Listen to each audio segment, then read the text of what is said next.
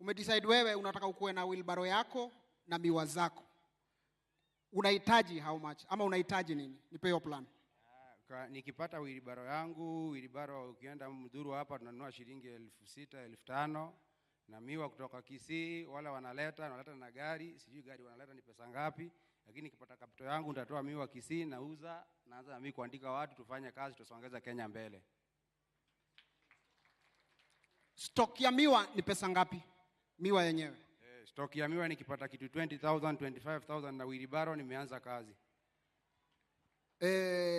Hiyo ni I'm asking bosi, kwa siku tuseme umeamka asubuhi unataka uuze miwa yako, unaanza busy in a day, how much money are you going to, utaweka do ngapi ya miwa re? Utaweka do ngapi ya miwa ya kuuza siku moja? Capital yako ya kwanza tuseme uko na wheelbarrow, ni miwa tu una need. Stock ni how much? Stock nikipata kitu 8,000, 9,000 nimepata miwa kutoka Kisii, nitaweka kwa wale watu wa gari wanaleta Nairobi, wanatuletea na walipa, naanza kazi yangu. Okay, sawa. Huu hustler kwa biashara hapa msimubebe hivyo mle mnaona. But the biggest challenge ama leo ukipewa hustler fund ya pesa ngapi? Ni pesa ngapi wewe unahitaji leo? Ukiangalia leo uone kuna bosi, useme mimi nataka nikukopeshe. Ni pesa ngapi ile unaweza niambia? Chipu, nikopeshe leo this much na mimi nda make this much na sitawahi rudi kuandikwa tena. Yes, nikikopeshwa kitu minimum 40,000 nitaanza hii kazi yangu. Ukinikopesha saa hii. Okay. Na ukikopa 40 lazima nielewe hii biashara. Na ukikopa 40,000 utakuwa una make profit ya how much na itakuwa tofauti aje na yenye ulikuwa unarudishia mtu amekuandika? Tofauti itakuwa ni biashara yangu, nitajua vile nitaimanage, nitajua vile nitairotate, sasa vile nitaimanage vizuri. Sasa hii ni ya mwenyewe, siuzi kitu yoyote, naenda kwa nyumba bure. Sasa ikikuwa yangu niko na pesa yangu, najua vile nitaimanage. Very nice. Asante sana. Makofi ya hustler wetu wa miwa tafadhali. Ni muhimu pia kwa sababu tumeuza nyanya na tukauza mayai. Nimkubali nimuite our CEO MD for Airtel. For the first time I sell you sugarcane. Na kuuzia mzinga ya miwa hapa Mdosi. Karibu sana bwana CEO. So bosi, nimeshinda nikikuuliza swali na kuuliza ingine. Mdosi wa Airtel leo utamuuzia miwa aje leo? How are you, sir? I'm doing good. I'm happy to see you. Miwa kwa siku ya leo nitamuuzia 30 bob. Nitamuuzia 30 bob, tunauza 20 bob. How much? He's selling 30 bob. He sells normally 30 bob, but for you, he'll do 20. Thank you. Yeah. How much for the whole thing? The whole thing, I can cost around the whole thing like this, and they can cost around 20. Hapa hataki microphone. Take 20. So 20 bob? 20,000? Yeah. Amesema hii yote inahitaji 20,000. Okay. Give me the number.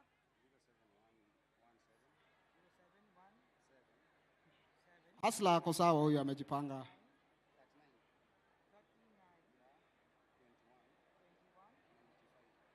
39. Haya.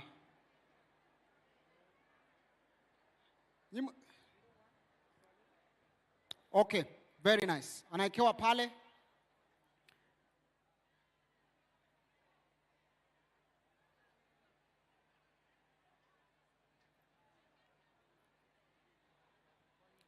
Haya, very nice.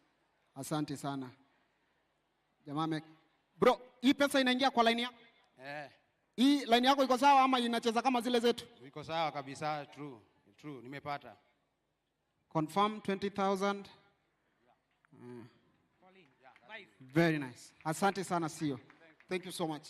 Asante sana bro. Thank you so much. Mpigieni makofi basi hustler wetu hapa. Amejipanga. Mheshimiwa Rais, ukiangalia hapa chini tuko na huyu mam ambaye anatupikia samaki hapa. Tayari mafuta ni moto.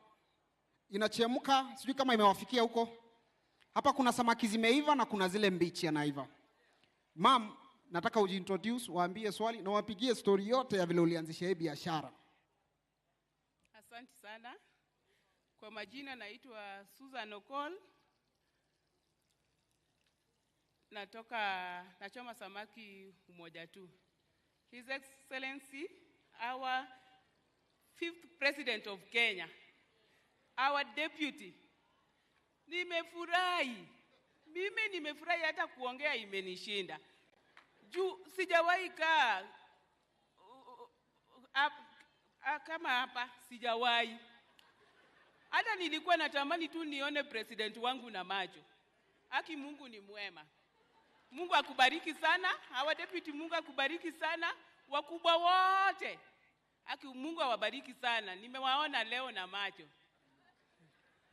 So, hebu waambie, ulianza hii biashara miaka ngapi iliyopita na ulianza na how much? Hii biashara yangu nilianza kitambo sana. Sasa hii niko na 23 years tangu nianze. Na nilianza biashara na 250 shillings.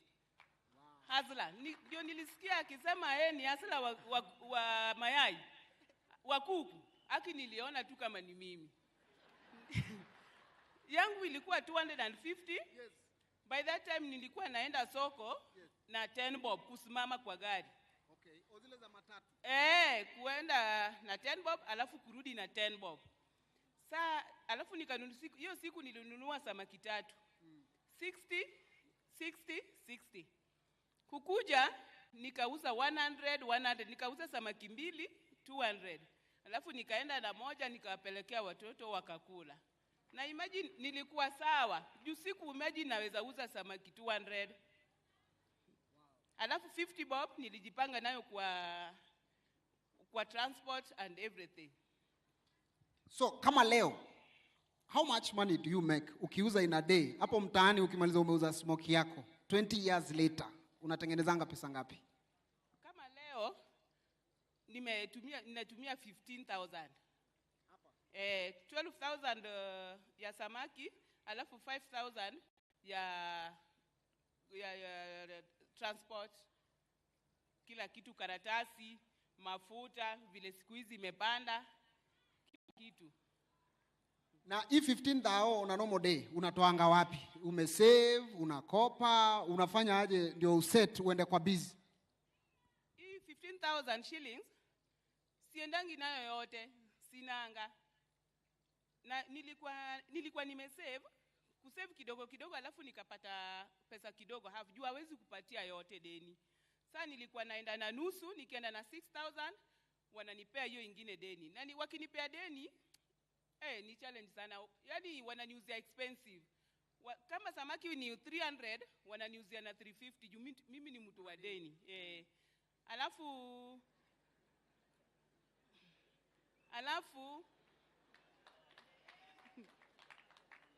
Tuko wengi mama, usijali. Alafu 20 hiyo ni ya samaki.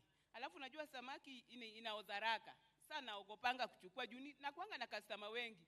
I think hata mheshimiwa pale anajua pale nauza, na kuanga na customer wengi. Lakini na unamwona amesimama nyuma yangu anashinda kuniambia ongea na Telcom. Kwa hivyo tafadhali bosi wangu wa Telcom, na kuomba nichukulie hizi 2 za huyu hustler. Bro, unauzaje hizi? Zinaziuza 5,000. Yeah. 5,000. Lakini ukichukua bulk tunapunguza bei. So for today ndampatia na discount ya 4,500, ndio at least my youth waweze kupata hope. Creativity inaweza lipa na inaweza reach watu wengi. So karibu sana. Sorry sana sio. How do you make them? What's the process of making them? What's the creativity? First tunaangalia what's trending. Like ukiangalia hapa tumechukua Rigiji na our able Mr. President tukaiweka into cartoon, na the jina hustler ndio inakam, creativity inakam to about what's trending.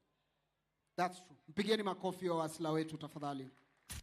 Kwa hivyo hizi 2 bosi. Na stock kwa ni ngapi ya wiki moja? Stock mostly tunachukuaga kuanzia 20 hoodies, na hoodie moja tunabai na 3,000 ikiwa plain. So roughly inakuja kitu kama 60. Yeah. Atapatiwa, shika useme boss. Nitampatia 100,000 kutoka Tcash. Nipatie simu.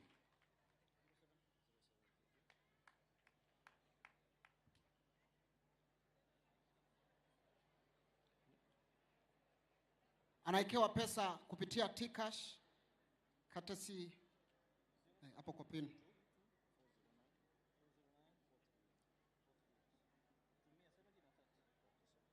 Thank you so much, sir. Processing. Yeah. Namba yako M-Pesa uko aje? Uko sawa? Yes, there's a number. Confirmed. Gona Ogina. Mpigeni makofi one more time.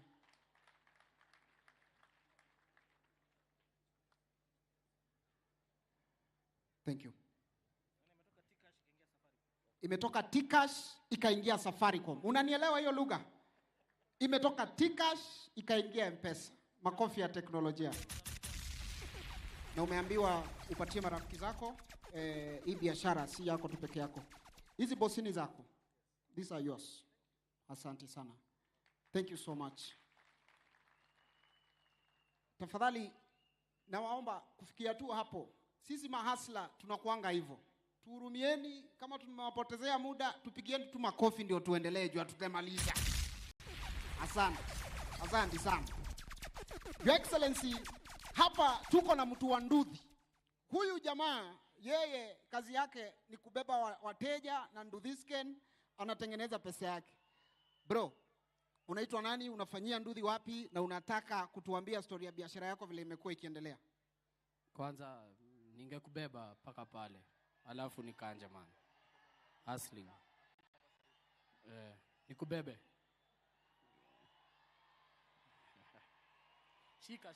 Shika vitu. Haya, kuja tu, kuja hasla. Kuja. Wacha kutua kuje. Ni sawa. Wacha kuje. Haya, sawa. Iko na ngata?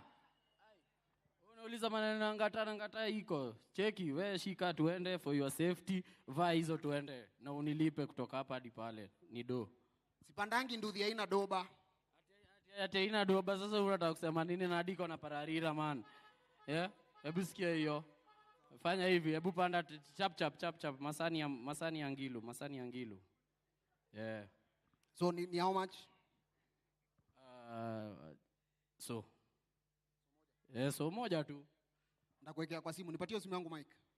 Sitaki simu man. Mimi nataka Fuliza itafanya ile kitu. Kwani una rada? Fuliza itafanya ile kitu cash. So, nipatie. Tupigieni makofi tafadhali. Tunaendesha pikipiki mbele ya president. Wewe jiji kama mnanielewa nyinyi wewe. Hiyo mnielewi. Bro. Hebu niambie hii biashara. Hii nduthi kwanza ni yako ama ni uko tu mbombogi hapa? Sasa kuna story buda. Hii senke yangu. Senke Your Excellency ni pikipiki. Hii senke si yangu. Ni msee ameniajiri. Tukakam in terms. So mimi akanipea nduthi nifanye kazi. So mimi namkanja per day. Nampea, yani nampea, namlipa.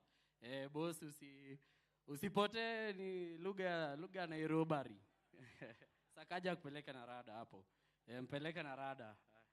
Bosi yako rada ni mtu ambogi genje, usimuone hivi. So kama how much in a day ndio unapelekeanga bosi na wewe make how much?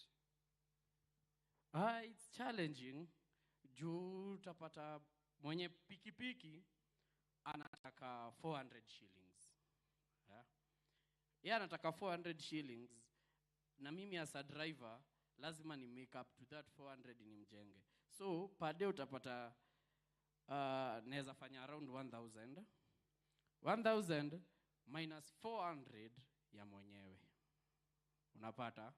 So that is challenging juu mimi siwezi jiendeleza. Naendeleza mwenye pikipiki. Unapata? 1000 ukipatia mwenyewe 400 unabaki na 600. Hiyo haikunywi maji. Unapata? Na iko jolewi. Inapatiwa mafuta. So lazima upump ndani uweke mafuta. Niambie uniweke mafuta ya 300. 300 na ya mwenyewe 400. Hiyo ni 700 minus 1000 nimebaki na ngapi? Jo, niko na mama, anadai kukula, anadai kusongwa, mimi nadai kukula. Unapata? It's challenging. Unafika jioni, umeenda kwa nyumba, hauna do. Ukiambia mama, nimetoka kazi, anakuambia iko wapi do ya maziwa, unamwambia sina. Nimefanya all the things, nimekata savings ya nyumba, hauna do. Unakuta hata anaweza kuacha. Juu aileti pesa nikiwa na ya mtu. Unapata? Waziri wetu tafadhali wa watu wa bodaboda, hii story hata kama najifanya kuielewa, njoo tafadhali usikie story ya huyu jamaa wetu. How much is a motorcycle right now? Ukichukua loan unataka kubai nduthi. Makofi ya waziri tafadhali. Karibu bosi.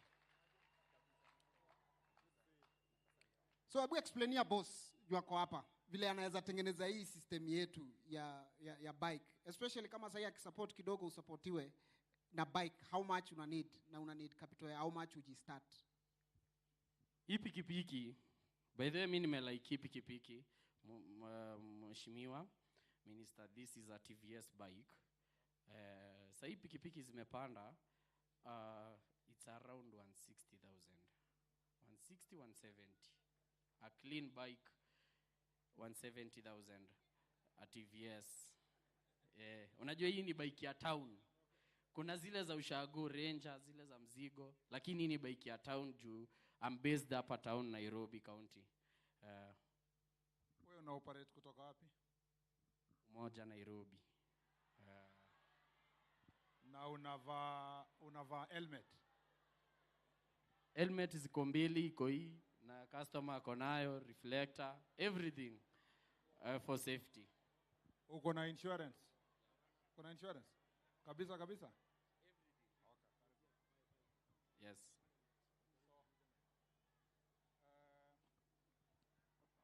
Sasa sisi tumekaa pale na beshte yangu anaitwa Kimani Ichung'wa. Tukasema tutashikana pamoja tukusaidie ukue na bike. Namna hiyo? Sasa mimi natoa shilingi 1,100 na Kimani Ichung'wa anatoka 1,100. Alafu wewe sasa usukume hiyo bike. Namna hiyo? Endelee namna hiyo. Asante sana. Wewe mwenyewe ukue na yako, lakini ukifika huko na upate hasla mwingine anataka kusaidiwa, lazima ushikane pamoja umsaidie. Namna hiyo? Ndio mwingine. Uliona ule mwenye aliimba alisema kuhustle pamoja na marafiki. So unafaa ukae pamoja na marafiki. Asante sana. Asante sana. Tumpigeni makofi tafadhali huyu Asla tafadhali. So akona bike amepatiwa 200,000. Na pia achukue mpaka insurance mpaka personal accident cover yake na ya abiria. Asanteni sana viongozi, mbarikiwe man. Miaka 5 tunawadai, miaka kinde tunawadai. Asanteni Kenya Kwanza government. Sasa niko na bike man, sasa nitaringa. Ndakamko hizi maofisi zenu ni wagote. Murkomen na kamko ofisi yako na bike yangu nikugote. Asanteni sana wa Kenya. Maasla jo alafu kitu moja tunaweza waaji wa Kenya. Msidharau watu wa nduthi. Sisi ni wa maana sana. Tunasaidia hii economy, tunasaidia vile mtaishi, sisi ndio tunawapeleka na jusini wase wa nduthi tunawapenda. Na nyinyi mtupende na mtu promote. Ama aje Maasla. Asanteni sana, asanteni. Asante Atla. Nipe hii nikuwekea ama unatakaje? Sasa ukiniwekea na niko na mfuko man. Siwezi hii ni straight kwa nduthi saa hii. Hakuna kitu kingine. So tuko na CEO hapa wa CPF anataka kukuongezea maneno, acha akuambie. Habari yako bwana? Nzuri sana kiongozi. Mimi nachunga mahasla. Mimi ni administrator wa pension yenu ya hustlers. Na ofisi yangu hapa El Salashia. Utakuja hapo na marafiki zako kama 10, nitawalipia patia insurance ya manduthi 10. Okay? Na wewe pia kila mtu ndawekea kila mtu 50,000 mshare. Ama no, 100,000 mweke kesho asubuhi ofisi yangu hapa uje tuone. Asante sana. Thank you so much. Tumpigieni makofi bwana CEO wetu. Congratulations bro, all the best. Kitu ndakwambia ni sisi watu wa Ndudhi tukipata fund maybe tukianza kukopa kama sasa ukikopa punch. Ujanja itakuwa ukiendelea kulipa bro. The more unalipa the more chances zako zinakaa za uweze kujibaya bike nyingine wewe mwenyewe. So juu umeget hiyo chance wewe songa nayo mbele, si ndio? Moral bosi. Tafadhali wale wako huko nyuma ningependa kuambia kwamba tuko na mahasla wengi kutoka places mingi sana wako huko kwa stand na wote watakuwa sorted. Usikuwe na worry. Tutawasort wote.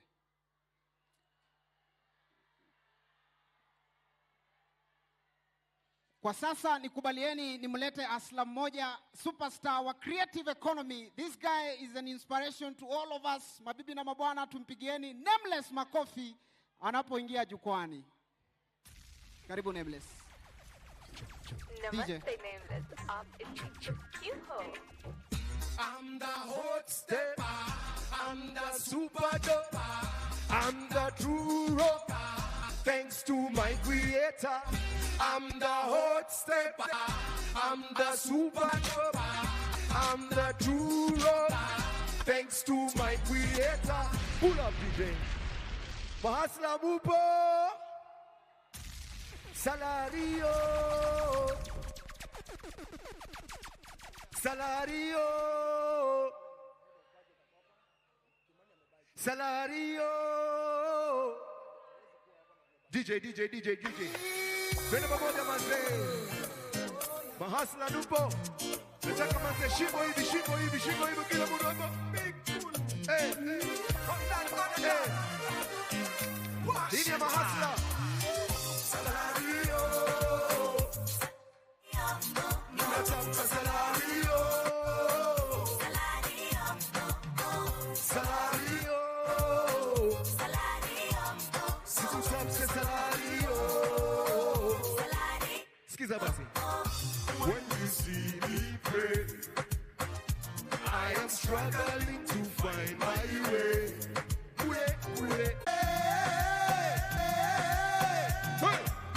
Boda mushikaze, kibarua mushikaze, wakulima mushikaze, mushikaze, wamafri mushikaze, wasanii mushikaze, tutafute ni salari, wamutema haslayo, salario,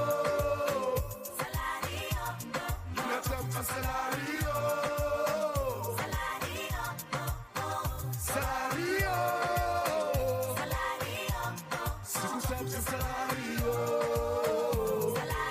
Skiza. Hata kama sibaitai, madarau haifai, nina haso tilaitai, sema tena tilaitai.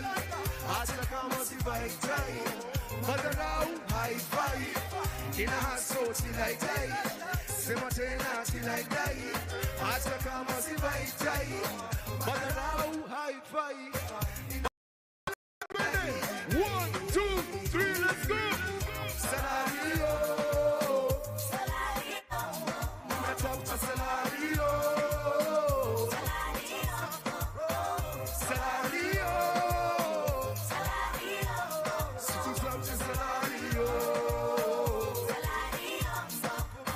Acha kama sibaitai, madarau. Nina haso tilaitai, sema tena tilaitai. Asanteni mahasla usio. Salario. Salario. Salario. Tupigeni makofi ya mahasla usio. Blessings all. Asante sana Nameless. Tunashukuru sana bosi. Asante sana. Asante sana. Before we go to the next program, kwa sababu nimeona tumebakisha manguo hapa na chairman wetu wa budget ako hapa, Bwana Didi Nyoro. Na wewe ni asla kama sisi. Tafadhali tusaidie clear hii ndio tuache pressure. Alafu Bwana Musalia Mudavadi, karibu sana bro.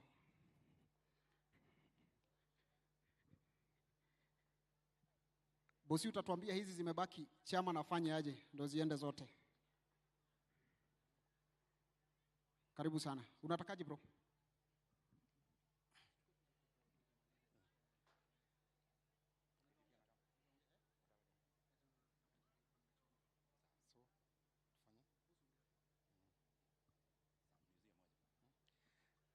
Huyu jamaa ni best yangu.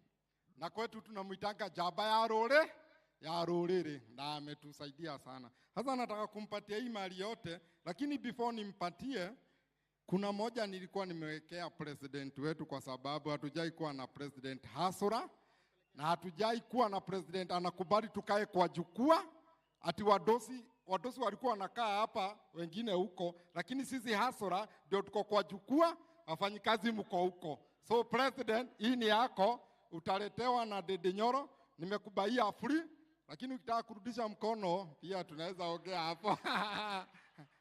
Sasa huyu Dede Nyoro nambaia moja, alipe 5,000, tumalize hiyo noma, tuende next stage. Asante sana. Mimi mwenyewe nilikuwa nauza mtumba pahali inaitwa Mokereti Thika kutafuta school fees ya high school.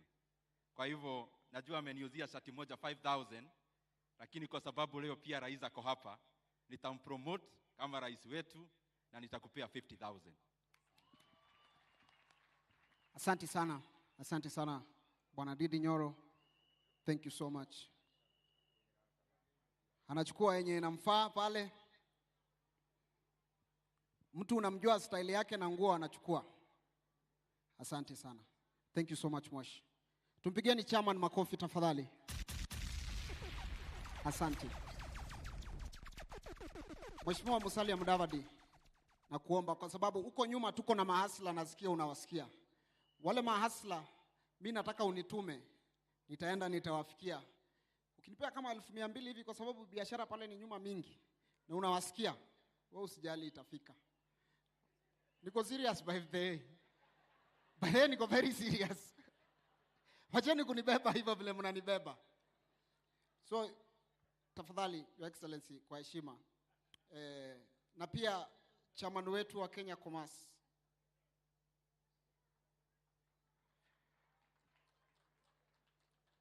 ndajileta hapo chairman, nikimalizana na waziri ndio niende kule nyuma. Pia wewe unitafutie 200 tu. Itafikia wale mahasla wako pale nyuma. Nakuja hapo by the way nyuma tumalizane hii story. Sawa? Sisi mahasla tukisikia complaint tunatatua. Ni vile tu hapo nyuma kumekuwa na delay kidogo, but nakuja hapo nikitumwa na waziri. Acha nijilete. 200 nikichukua 50 yangu itakuwa sawa.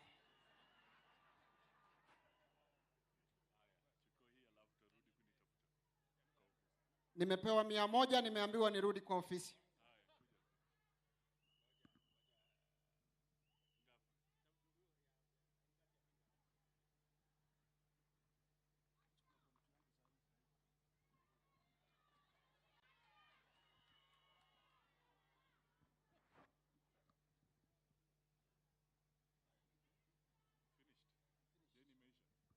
Deni imeisha. Ndakujia yangu tu kwa ofisi. So hii itafika, msiogope wa jamaa, itakam. Sasa, si niko kazi hapa, niko mboka hapa. Na hata sijalipwa leo majamaa. No, itakuja. This is 100,000 kutoka kwa Fred Ngatia. Richard Ngatia, sorry sir. Asante sana. Pia hiyo itafika. Kimondio ako wapi brother? Hivi ndio mtu huenda ushagu na anaoa na anapotea kabisa. But I'm coming hapo nyuma.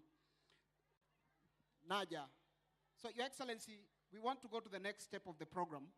I'm sure you're used to this base. Kuna maswali kidogo na gumzo kidogo tunataka tuongee hapa. Kwa hivyo nataka ni kurequest tafadhali bosi.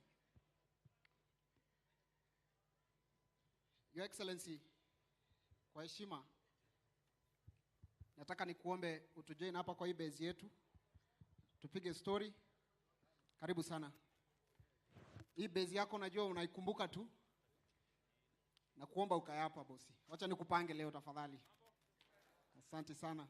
Tafadhali Bwana Rigiji, Na kuomba kwa heshima utujoin pia. Karibu sana. Karibu sana boss. And then I'm going to request all our CEOs. I'm going to request our CEOs kindly if you can join me. So I'm going to play a video on the screen that is going to guide our conversation. Karibu sana CEO.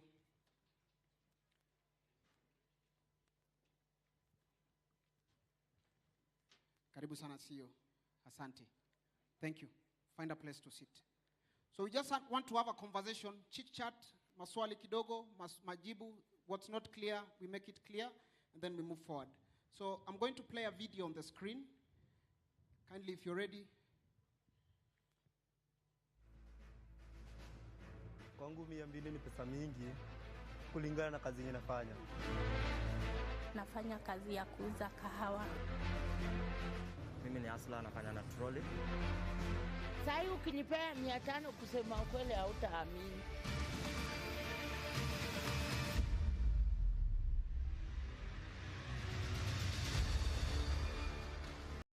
Hii kala ya blue ya kuchanganya na hizi naokota huko. Kala ya blue ama green ama red ndio iweze kikapu hiki king'ae. Nipate 500. Naweza tuongezea kazi, tuseme kama kahawa inahitajika maji, inahitajika sukari, kahawa yenyewe inahitajika vikombe, inahitajika keki ndio isonge. Okay, sasa nikipewa shilingi 200, nitalipa trolley kwa siku 2 na kwa siku moja naweza sema siwezi nikakosa kama 500. Unaona? Kwa hizo masiku.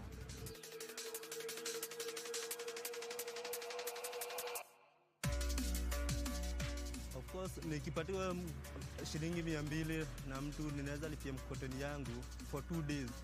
Yenye naweza nisaidia kunifanya siku 2 kazi bila wasiwasi na nipate pesa yangu ndio kama 1000 hivi. Na itanisaidia kukidhi mahitaji yangu. Unaona hizi bagi nikinunua za 200, za 100 napewa 12. Za 200 nitapewa 24. Sasa unaona nitakuwa niko juu sana.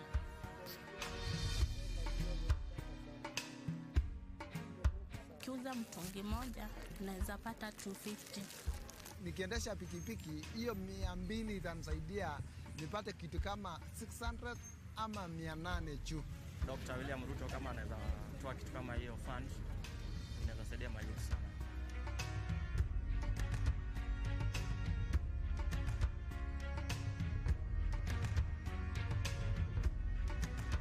Sema unaenda kwa simu yako hata ukiwa na smartphone ama sio smartphone unafanya *254#.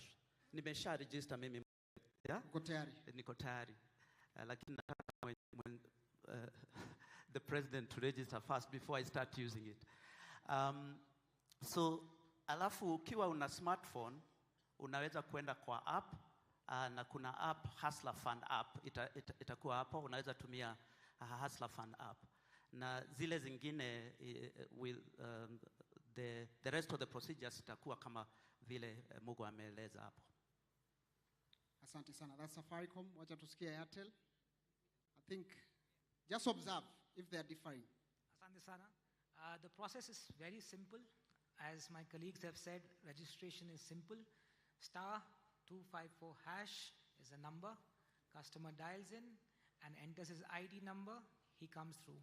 Actually getting a loan under the leadership of His Excellency and the visionary thought is as easy as buying a tubonge on Airtel or a data bundle on Airtel. So it's as simple as that. So all he does, *254# and registers and gets a loan, asks for a loan, and the amount will come into his Airtel Money accounts immediately.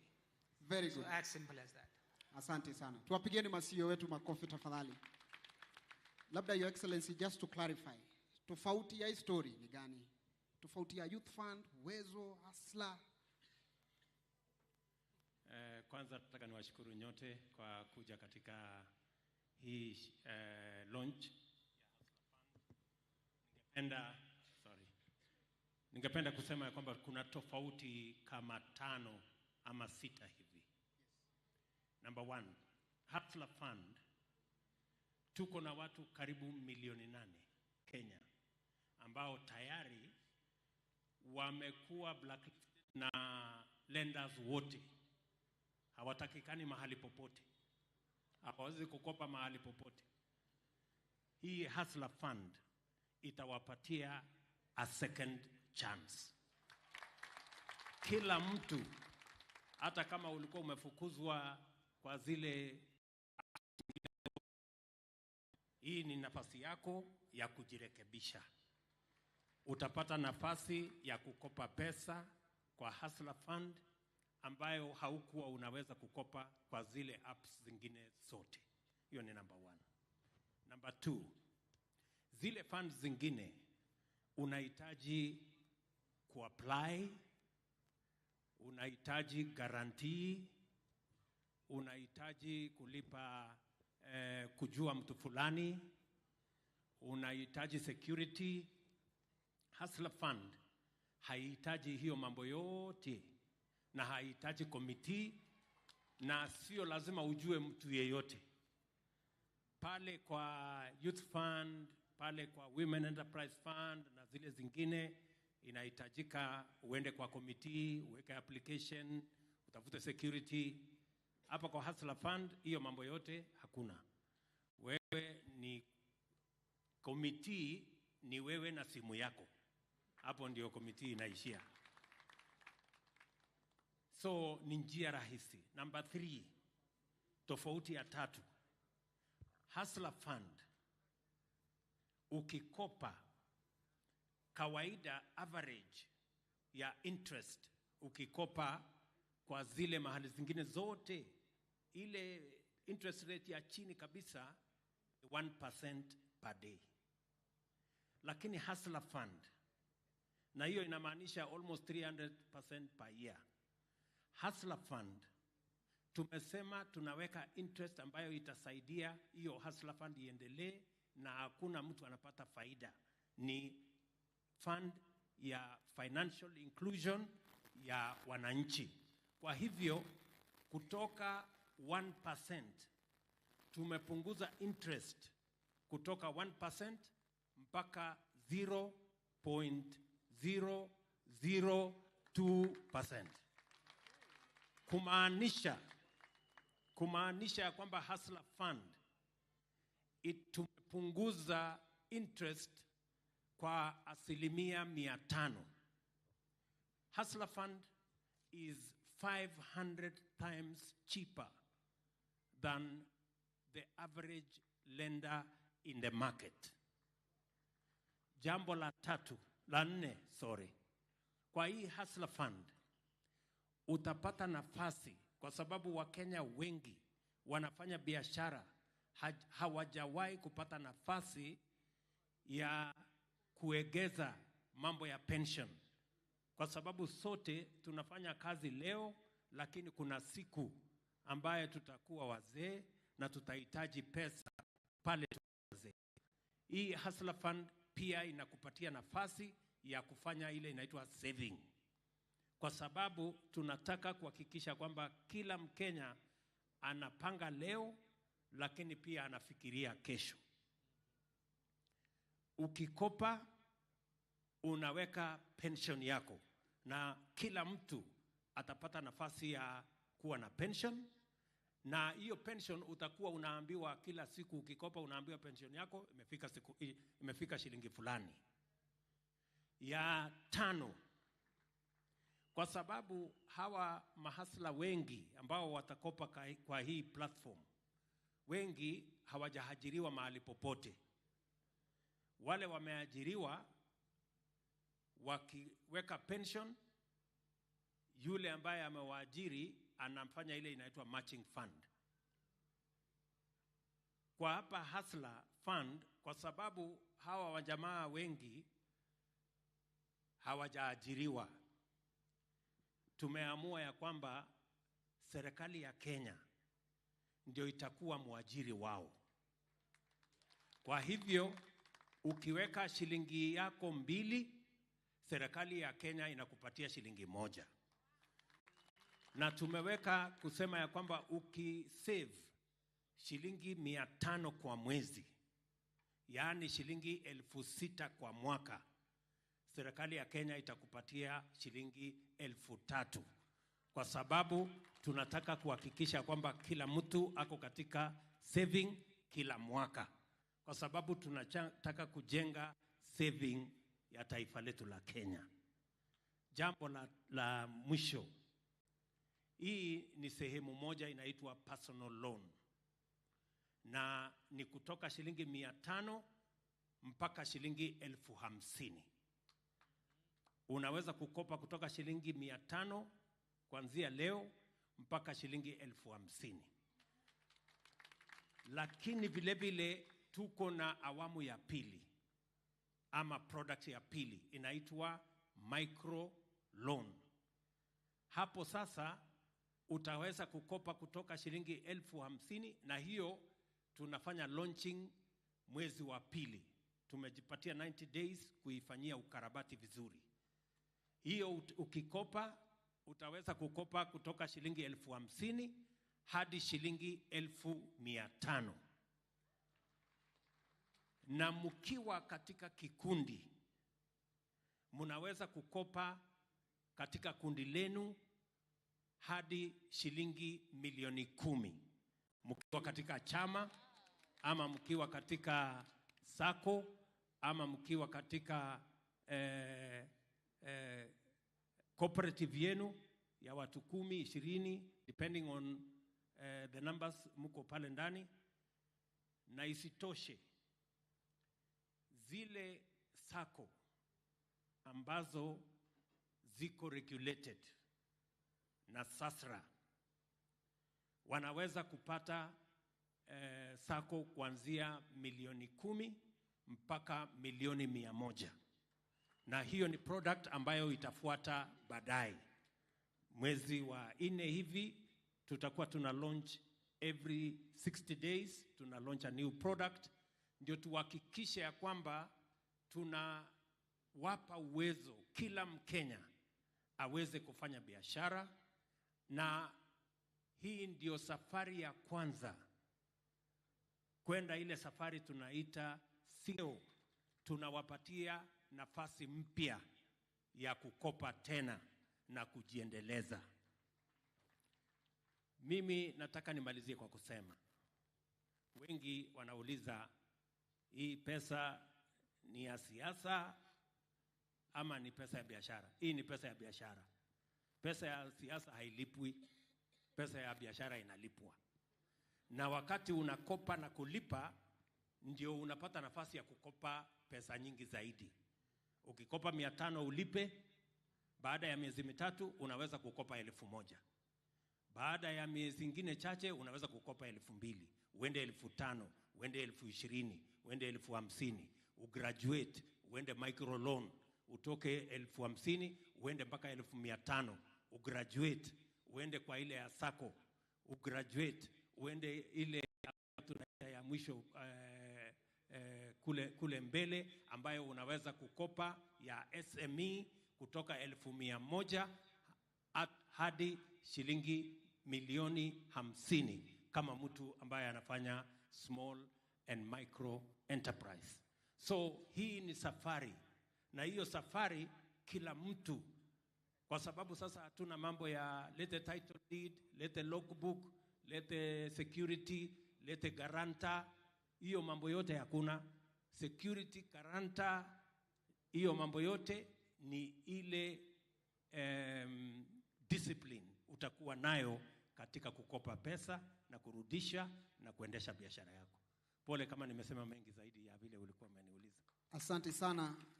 Ni mara ya kwanza rais ameniomba pole, lakini asante sana Your Excellency. Tafadhali, nimeona kuna kijana hapa msanii Smaditing ametoka Bongigenje. Labda uko na swali ungependa kuuliza? Kitu ya kwanza ndio nashukuru God kwa siku ya leo ya mahasla.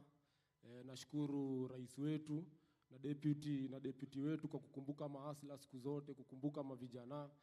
Kitu nilikuwa nadai kuzaski mzimbi ting, mbona ngife itekesagi mayouth, mashabs, na wasanii pia. Na pia tukiwa na idea na maproposal, hawatuzaski. Bro, tafadhali ongea Kiswahili tafadhali. Tafadhali. Lakini bosi kitu ameuliza, na hii ndapatia Rigiji, ameuliza wasanii mambo yao iko aje kwa hii Hustler Fund. Asante sana Mheshimiwa wetu Rais, Hustler number 1. Wasanii pia ni mahustlers, na hii fund ni ya mahustlers wote, wasanii wakiwa ndani. Na hii fund ikianzishwa, hata ndio tunataka mfupishe maswali. Si tunajua Wakenya wanangoja. Your Excellency, Wakenya wamengoja kwa masimu yao. Hawa wasanii pia wakuwe tayari, watapata nafasi, wakope pesa, wapanue biashara yao na usanii. Na juu ya hayo, mnajua ya kwamba tuko na mpango wa digital super highway na creative economy. Juu ya Hustler Fund iko mipangilio mingi sana ambaye itafuata. Lakini pia wasanii na mahasla wote wajue hii pesa si ya kupeanwa bure, ni ya kulipwa. Na kwa hivyo wale watapata, wasanii wakiweko ndani, wapanue biashara, wapate ile watapata, wapanue biashara na walipe, ndio wasanii wengine wasaidike na mahasla wengine waweze kusaidika. Asante.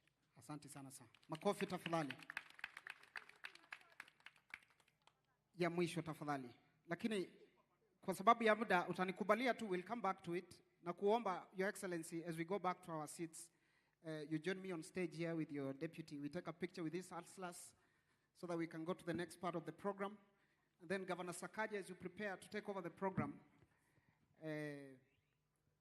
tunaweza simama hapa. Tafadhali maaslare, hii ni time yenu ya kupiga picha na bosi. Hawa maasla wetu wote hawa.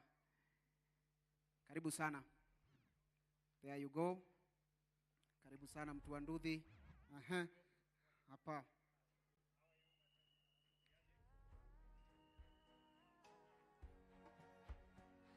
Very nice. Asante sana.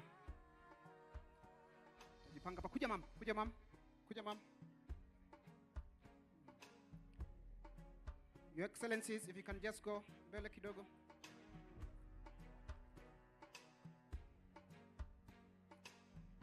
There you go. Very nice. Asante.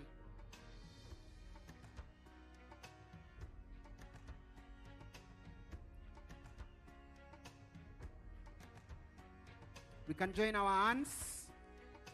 Chief Hustler ameshikana mahasla wake. Unapiga picha ya gazeti kesho. Unaona hizo smiles? Asante sana. Watu wa picha, you ready? Asante. Thank you so much, Your Excellency. Asante. Governor Sakaja, tafadhali, you can take over the program.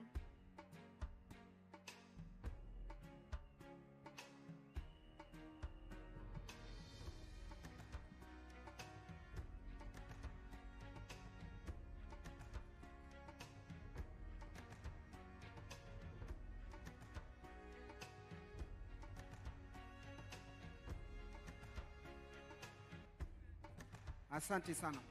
Thank you so much.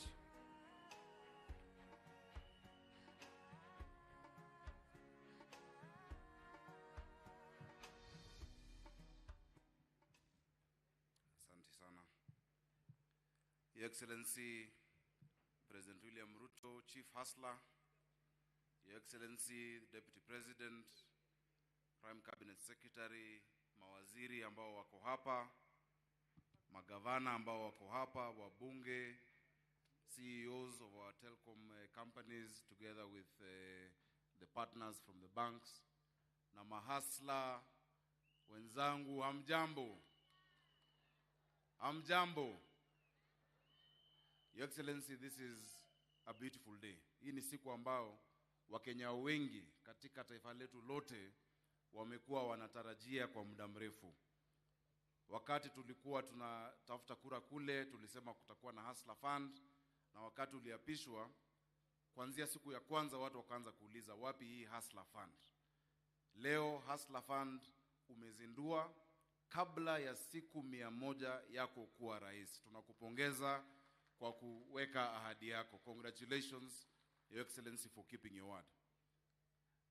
Your Excellency, kati yetu hapa, kwa sababu najua hakuna nafasi ya wengi kuzungumza na leo sio siku ya speech, nikubali tu ni recognize wabunge ambao wako hapa. Kama kuna wabunge, tafadhali simameni ili tuwaone. Members of Parliament, tuwapigie makofi. Na masenators pia, nimeona Senator Kalwale yako hapo. Tuko na Ndindi Nyoro, tuko na Meja Dong, tuko na Kuria wa Molo, tuko na Ishungwa, tuko na Mpuru wa Buri. Nilifikiri Linturi bado ni mbunge, wewe ni waziri. Tuko na Koskeo wa Chepalungu, tuko na mheshimiwa kutoka Igembe North na wa Matinga. Pia tuko na MCAs. Najua nimeona MCAs kadhaa wa Nairobi na wa kwingineko. Tuko na mheshimiwa Ronaldo Roro ako hapa, huyo ni minority whip. Tuko na mheshimiwa Bishop Wedhaka, tuko na pia MCA wa Nandi County. Tuwapigie makofi, wamefika. Pia tuko na speaker wa bunge la Nairobi County Assembly, mheshimiwa Ken Ngondi yako hapa, karibu sana. Pia tuko na mawaziri. Your Excellency, nafikiri waziri Chelugui ataweza kututambulisha mawaziri ambao wako hapo. Kwa ufupi sana, today, Your Excellency, you have seen that for many people in this country, it does not take millions to change their lives. Hata 2,000, hata 3,000 inaweza kubadilisha maisha yao. Kuna mama pahali Kawangware anangoja tu her first bunch of bananas for her to start selling and for her to change her life. There is a young man somewhere who is just expecting 500 tu ili anunue viatu kamera hapo Gikomba na aanze kuuza. You have taught us that we must focus on these people and we will transform our economy. So kwa hivyo najua sisi wote ambao tuko hapa, nimeona pia kuna magavana, tuko na Lusaka wa Bungoma, tuko na Koti Moja wa Singishu, na pia tuko na Wakahora wa Laikipia. Pia sisi kama magavana, let us follow suit of what the president is doing. We will also support hustlers in our counties. In Nairobi County, for instance, Your Excellency, we have agreed with the hawkers and we have counted them, that hiyo biashara yao kwanza lazima iheshimiwe. We must respect the work that they are doing. Siku za kufukuzana nao, running battles zimeisha na tunawapanga. I'm glad to report that Your Excellency, already we are preparing 29 streets and back lanes ambapo tunatengeneza, tunaweka taa, tunawapatia position zao waweze kufanyia hapo biashara yao. Kwa sababu tulisema kazi ni kazi. Every hustle matters. Tumereorient officers wetu kueleza kwamba hakuna kazi ambayo itadharauliwa. Bora mtu anapata riziki yake and can go and feed their family, let us support them to be able to do their business. Your Excellency, wengi wameumia na nimefurahi niliona group ya bodaboda. The first thing we did when we got in, kama bodaboda 5,000 zilikuwa ziko impounded, tulizirelease zote. Tukasema tumwasamehea, bodaboda wakapata bike zao, na tumekaa na hao tumekubaliana njia ya cooperate. Supporting bodaboda does not mean allowing anarchy on the road. Na wamekubali wataacha kwenda anti-clockwise kwa roundabout, watafuata clockwise kwa roundabout, watafuata mataa. We are mapping out the pick up and drop off points in the CBD, and in the next few days tutaweza kutangaza hiyo. Your Excellency, group ingine ambao leo hawajatajwa na najua ni mahasla, ni madereva wa Uber, Taxify, Bolt, the digital hailing companies. Those hustlers have been suffering for a long time. Ukiingia taxi kama hiyo, tayari ukilipa 25% inaenda nje ya Kenya, inaenda Netherlands, inaenda nchi zingine. The rest to the bottom has it that the amount you pay, huyo dereva has to drive for 20 hours for him to be able to feed his family. Mafuta ikipanda, bei yao inabaki huko chini. I'm very glad in my time in Senate and with my Senate colleagues, tuliweza kupitisha regulations but they were not implemented. Saizi waziri wa hiyo mambo ya transport ni hustler anaitwa Murkomen. Huyu hustler, that regulation is on your desk. It has a pricing formula that deals with the minimum amount, ili the customer pia anasikia amelipa mzuri na huyo dereva anaweza pata riziki yake. Just last year, more than 6,000 of these taxis were auctioned because they cannot pay. And the ones auctioned zilirudishwa tena bado kwa hiyo system. It has become a vicious cycle. So Mheshimiwa Murkomen, tunakuomba, I know we spoke on phone, so that you can be able to gazette the regulations with the pricing formula so that you can be fair to them. Your Excellency, this is a day we will always remember. Najua Wakenya wengi wako hivi kwa simu, wanangoja kufinya, kubonyeza hiyo namba. So kwa hivyo sitazungumza zaidi ya hapo. Karibuni wote Nairobi. Nairobi ndio hustler capital ya Kenya. This is the capital of hustlers. We will do our part because we also promised to support. Tunapima hii yako tuone vile inaenda. Pia sisi tutaongeza rasilimali hapo ili tusupport pia watu wetu. Najua wengi wameonyeshwa leo ni wa area moja, area zote za Nairobi. Kila ward tuko na ward 85 na tuko na constituency 17. Wote hapo kuna mahasla ambao pia tutaweza kuangalia na tutafanya kazi nao. Mtukufu Rais, unikubali sasa nimwalike waziri wa cooperatives and MSMEs, Waziri Chelugui, azungumze na mkaribisha Deputy President na pia tujulishe mawaziri ambao tuko nao. Asante sana.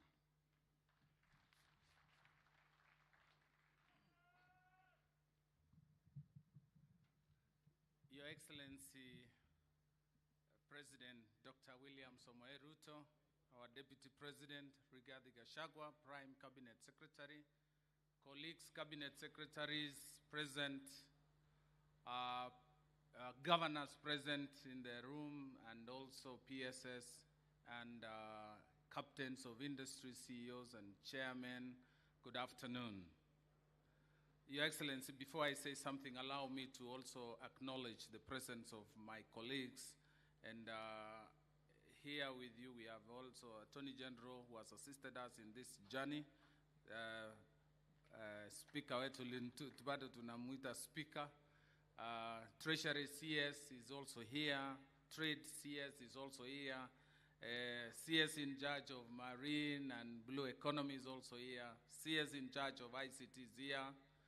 CS in charge of agriculture is also here, and we also have CS in charge of transport is here. Your Excellency, we also have CS in charge of labor and social protection is here, in charge of education is here, tourism and wildlife, and also gender. Virtually all the ministers are here, Your Excellency. Your Excellency, leo ni siku muhimu sana kwa sababu ile ahadi ama ile msemo ulitoa wakati wa uchaguzi, leo ndio siku yake. Na mimi nataka kwanza kushukuru wale wote walihusika, kuanzia baraza la mawaziri na pia wale tulihusika. Tuko na Safaricom, Airtel na Telcom na pia kampuni mabengi kama Family Bank na KCB. Wote walitusaidia. Rais, nataka kuwashukuru. Pia nataka kushukuru wale tunafanya kazi pamoja katika wizara. Hatukuwa tunalala. Tumefanyia hii kazi usiku na mchana. Na hapa nataka kushukuru mkurugenzi Bwana Ali Nur ambaye alihusika sana, PS Ali Nur Ismail, ambaye hakulala kwa hii kazi. Na wale wote nataka kuwashukuru. Your Excellency, we've listened to many testimonies from many hustlers representing the hustlers of Kenya. And this is a fund that will transform the bottom of our pyramid. 10 million Kenyans, as you stated here, Your Excellency, have been locked out because of punitive and predatory lending. Many Kenyans, given an opportunity, are hardworking. And given a chance, they can move from bottom to the highest level. Your Excellency, you are one that clear example. You've told us you started from selling chicken, kuku, and today you are our president. This is the inspiration we draw from your life journey. So I'm pleased to join you and other leaders and fellow Kenyans on this auspicious occasion of the official launch of Financial Inclusion Fund, commonly known as the Hustler Fund. The launch of this fund today represents a great milestone in the fulfillment of one of the most important flagship programs of your government manifesto. The cooperative and MSME sectors have over the years played a significant role in providing livelihoods to millions of Kenyans at the bottom of the pyramid. In particular, Your Excellency, the MSME sector, though accounting for majority of jobs in our economy, as well as making significant contributions to our gross domestic product, has been affected by lack of access to affordable credit, as the existing ones are way out of reach to those in the informal sector due to punitive interest rates. The launch of this fund, therefore, will go a long way in realizing the financial inclusion of millions of Kenyans, and as you say, 10 million, which is approximately 20% of our 50 million Kenyans. Your Excellency, on behalf of the cooperative, the MSME, and all the hustlers, I take this early opportunity to express my gratitude to you for recognizing the critical roles of the two sectors play in the socio-economic development of our country by creating an enabling environment for these hustlers to progress. For the first time in the history of our country, we have a ministry dedicated, which you ably and diligently guided, and over the years I've enjoyed that symbiotic relationship. Your Excellency, the Hustler Fund can help empower those at the bottom of the pyramid in many ways. For example, we can aggregate potato farmers or growers along rivers in Molo, in Sagana, in Tana River, and into cooperatives to enable them access funding and connect them to, for example, the Twiga Food Company to sell their produce. Similarly, we can aggregate potato farmers in Nyandarua into cooperatives, as well as milk farmers in Meru and Kiambu, and finance them through the Hustler Fund and facilitate them to market linkages. And we can aggregate tobacco farmers in Migori and connect them with BAT. The mango farmers in Kwale, Machakos, and Makueni to Del Monte and Kevion. Finally, Your Excellency, I wish to assure you, Your Excellency, that the new ministry will play its rightful role in promoting competitive and sustainable cooperatives and MSME sectors, organizing the grassroots, organizing and grouping the hustlers, the borders, the fish frying mama mbogas, and all those who are hustling, including the matatu, into socio-economic transformation of our country through collaboration of our corporation and stakeholders. So with those many remarks, Your Excellency, allow me to invite our Deputy President, Honorable His Excellency Rigathi Gachagua, to make his remarks and invite you. Thank you, Your Excellency. Thank you very much. Hustlers, oye!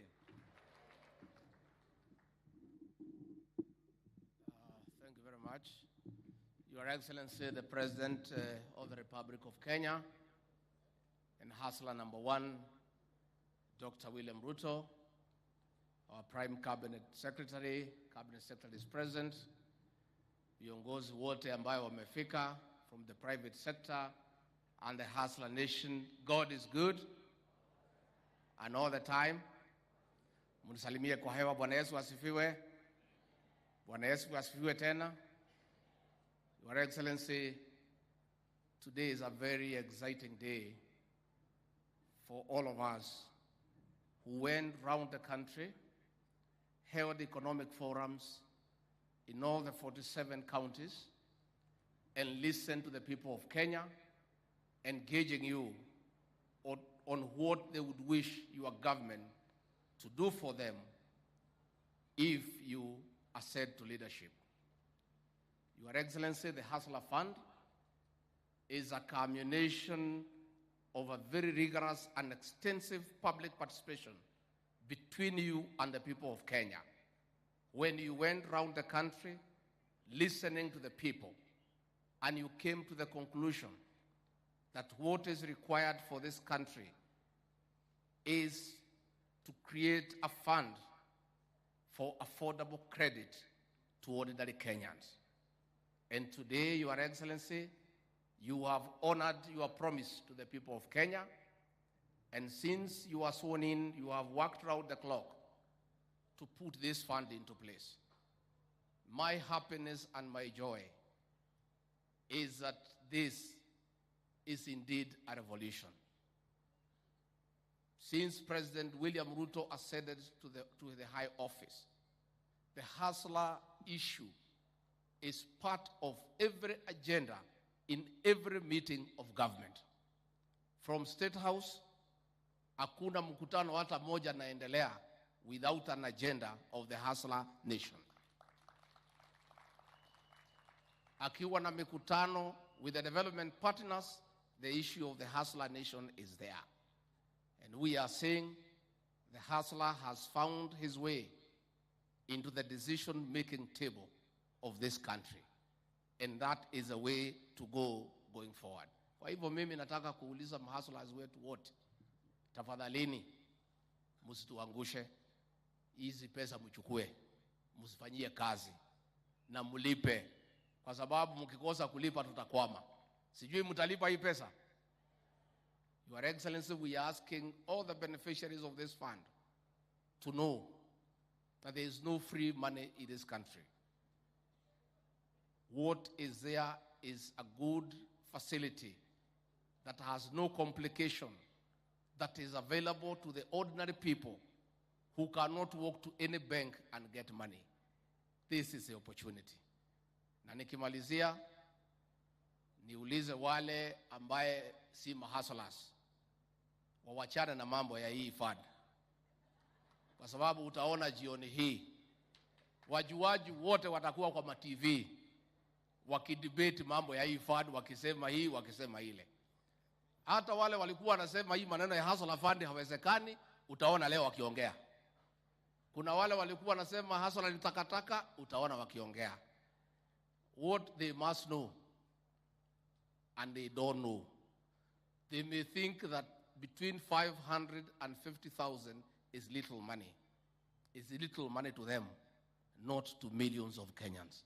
Wakenya wanahitaji pesa kidogo, shilingi 1,000, 2,000, 5,000, na majority of Kenyans need up to 50,000. Kwa hivyo wale wenye pesa mingi, mabwenyenye, na wale watu wa familia kubwa kubwa, nyinyi muende kwa banki hizi kubwa, mchukue pesa huko, mupeleke title, mupeleke logbook, mulipe 13%, 14%, muende huko, mumalizanie huko na wale watu wa kiwango yenu. Hawa mahustlers ya William Ruto hawana logbook, hawana title, ni simu peke yake na yeye mwenyewe ndio waweze kusaidika. So we are asking, please, let all critics and theorists and analysts give the hustler nation a break. Let the hustler nation wako na kiongozi anawashughulikia, anawasaidia, amewafikiria. Kwa sababu katika historia ya Kenya, there is no other day that the hustler nation has ever been discussed in the cabinet. Hii ndio wakati ya kwanza. Kwa hivyo wapewe nafasi, rais wetu awasaidie na watasaidika. Mahasla hoi. Muko tayari? Muko tayari? Si rais alipeana ahadi ataleta hii fund. Imefika haijafika? And this is just stage 1, then tuendelee hapo mbele. Kwa hivyo, Your Excellency, sisi wale ambaye tunafanya kazi chini yako, tunakuunga mkono, tunakusaidia. Wale wabunge wetu watapitisha ile sheria yote tunataka wapitishe, mpaka usort out hao mahustlers, hata hao siku moja wasimame, wakuwe na mali yao, wakuwe na magari yao, wakuwe na maduka yao, hata hao wajasikia ni wa Kenya. Kwa hivyo, kwa hayo mengi, ningetaka kuuliza nyote tusimame tumkaribishe Rais wa Jamhuri ya Kenya, Mheshimiwa William Ruto. Karibu Your Excellency. Asanteni sana. Tafadhali tuketi chini. Asanteni. Thank you very much, Deputy President, my good brother Musalia Mudavadi, our Prime Cabinet Secretary, Ministers present, CEOs of our mobile operators, ndugu wananchi wote na mahasla wa taifa letu la Kenya, hamjambo. Bwana Yesu asifiwe. Simunisalimia hivyo jameni nione. Asanteni sana. Mimi kwanza nataka nimshukuru Mungu kwa sababu amefanya imewezekana. Leo tumekuja katika sherehe hii ya kuzindua rasmi fund ama hazina ambayo itashughulika na wananchi wa kawaida pale chini katika taifa letu la Kenya.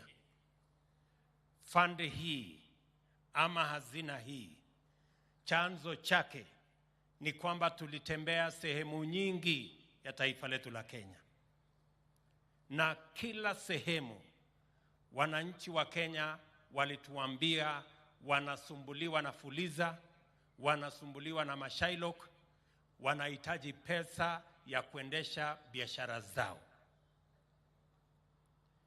Na ndio tukakubaliana na wao ya kwamba serikali ya Kenya itatengeneza hazina maalum ambayo itamwezesha mwananchi wa kawaida asiyekuwa na anwani ama address, asiyekuwa na hati miliki ya shamba ama kitu kingine chochote, mwenye hana logbook, mwenye hana ndugu ambaye anajulikana, yule mwananchi wa kawaida pia na yeye anaweza kupata pesa ama mkopo kwa bei ama riba ya chini, na anaweza kuendesha biashara yake ama anaweza kujisimamia kwa njia ile amepanga mwenyewe. Leo mimi nafurahi ya kwamba hiyo ndoto ambayo tuliongea na Wakenya wakati wa campaign ya uchaguzi leo itatimia. Najua Wakenya mamilioni wamejipanga na simu. Nimeambiwa tayari hapa ya kwamba Wakenya 160,000 tayari wamejaribu kutafuta kama hii pesa iko tukiwa tunaketi hapa. Tayari wako kwa ile mtandao wanangojea. Na mimi ninafurahi ya kwamba leo tutakuwa sawa kama wananchi wa taifa la Kenya. This is the fund that is going to equalize all the people of Kenya so that every citizen can know that they matter and they count as a citizen of the Republic of Kenya. Mimi nataka niwashukuru watu wengi waliochangia ili tuweze kufika hapa. Tumekuwa na mikutano marefu ya masaa mingi na mabank, na nataka nishukuru Kenya Commercial Bank, Family Bank. Wamekuwa na sisi katika safari hii. Nataka nishukuru our mobile operators, Safaricom, Telecom, Airtel, na sio watu ambao ni wafanyikazi, CEOs wenyewe wameketi na mimi masaa marefu tukifikiria ni vipi tutawafikia Wakenya wale wako chini, kwa sababu tumekubaliana hii mpango ni bottom up. Lazima tuanze na chini ndio tuweze kutembea na kila mtu. Nataka niwashukuru wale wote waliohusika pamoja na sisi tukipanga hii mpango wa Hustler Fund. Leo ni siku ya furaha sana kwangu kwa sababu leo tutawafungua Wakenya wa milioni waliofungiwa minyororo ya madeni ambayo hawawezi kulipa. Na ndio nataka niseme ya kwamba furaha yangu, and I truly want to say I am grateful to the many leaders, CEOs of companies, our banks, our mobile service operators, and all the other people who have come together so that we can fashion this Hustler Fund in the manner in which we have arrived at today. If there has been a demonstration of patriotism, I have seen it in the formulation of the Hustler Fund. It is not common, it is not always that competitors sit together to agree on a product that is not necessarily their own product. I have seen Safaricom sit down with Airtel, sit down with Telecom, people who are competitors, companies who are competitors. They have products, but they have sat down out of patriotism, out of minding for the ordinary people of the Republic of Kenya. And all of us have come together so that we can have a Hustler Fund that will give a chance to millions of Kenyans. Gentlemen, I want to say thank you very much. I truly, truly appreciate your sacrifice, your commitment. You have put many things aside. You have come. If it was your personal interest or the interest of your companies, you would not have been with us. But you put the interest of the people of Kenya beyond or above the interest of your own companies. And I want to say the government of Kenya appreciates, I appreciate from a personal level, that together we have worked on this fund and all of us are committed to making sure that it succeeds so that we can unlock the potential that exists in the millions of Kenyans who have the wherewithal, the knowledge, Mama Atieno here, Mama Susan here, and many of the other people who want just an opportunity for them to do and upgrade their business. And the biggest constraint, and we all know, is access to affordable credit. Today, we are walking the journey as a nation to begin the journey to a single-digit interest rate in the Republic of Kenya. This is a momentous occasion that today we have a product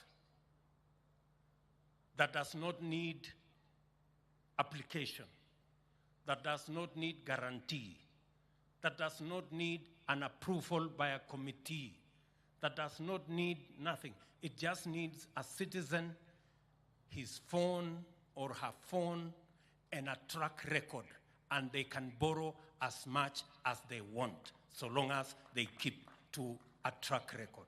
Today, we are replacing the collateral system that has always been built around title deeds, logbooks, and securities. Today, we are starting the journey to build a collateral system that is built on credit scoring, that every citizen can grow their credit scores. They don't have to own no title, they don't have to own no logbook, but they can access credit if they work on their credit ratings. Mimi nataka niwashukuru sana kwamba tunaendelea pamoja. I want to thank the other banks who have come along. Equity Bank have made announcements. Cooperative Bank and all the others have made announcements they will support this product, and many other banks. I want to welcome them and say this journey belongs to all of us. There are no exclusions in this journey. Let me say a couple of things about the Hustler Fund. It is important so that Kenyans can know why the Hustler Fund. Number one, today we have approximately 8 million Kenyans that cannot access credit because of their bad credit rating or history. And a friend of mine keeps telling me, every angel has a past, and every sinner has a present, has a future. So even if in the past you have not been good at credit and you have been locked out, and 8 million of Kenyans have been locked out from the credit system, the government of Kenya, the Hustler Fund, is giving you a second chance to begin again. That is why we said in the Hustler Fund, nobody will be excluded. There will be no exclusions. Everybody will be given a chance. And I want to ask, those of you who will be given a second chance, please do not abuse that second chance. Use it well. It will work for you. It will work for your future. It will work for your business. It will work for your family. I want to encourage each and every one of us. Kwa sababu nimesema Hustler Fund, hatua yetu ya kwanza ni kwamba kuna watu wa Kenya milioni 8 wamefungiwa nje ya kupata mkopo ya aina yoyote, kwa sababu pengine walikopa wakateleza, hawakulipa. Wengine walikopa ikaharibika biashara. Tumesema hawa wa Kenya milioni 8 wataongezeka na wale wa Kenya wengine karibu milioni 10 na kitu, wote karibu milioni 22. Kila mmoja wetu atakuwa na nafasi ya kukopa kutoka Hustler Fund. Number 1. Number 2, wakati tumezunguka Kenya mzima, watu wengi walizungumza kuhusu madeni ambayo iko na riba ambayo hawawezi kulipa. Na sababu ya madeni haya, Wakenya wengi wakaingizwa kule kwenye CRB. Wakenya zaidi ya milioni 15 wako kwenye CRB. Na ndio hawa tumesema